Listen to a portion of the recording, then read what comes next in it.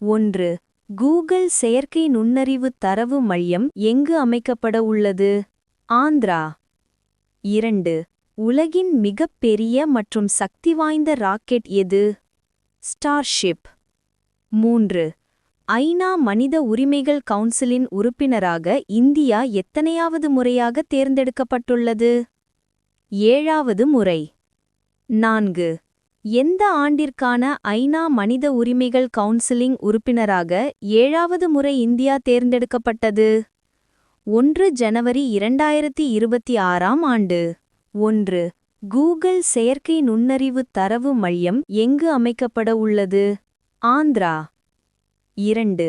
உலகின் மிகப்பெரிய மற்றும் சக்திவாய்ந்த ராக்கெட் எது? ஸ்டார்ஷிப். 3. ஐநா மனித உரிமைகள் கவுன்சிலின் உறுப்பினராக இந்தியா எத்தனையாவது முறையாக தேர்ந்தெடுக்கப்பட்டுள்ளது? 7வது முறை. 4. எந்த ஆண்டிற்கான ஐநா மனித உரிமைகள் கவுன்சிலின் உறுப்பினராக 7வது முறை இந்தியா தேர்ந்தெடுக்கப்பட்டது? 1 ஜனவரி 2026ஆம் ஆண்டு.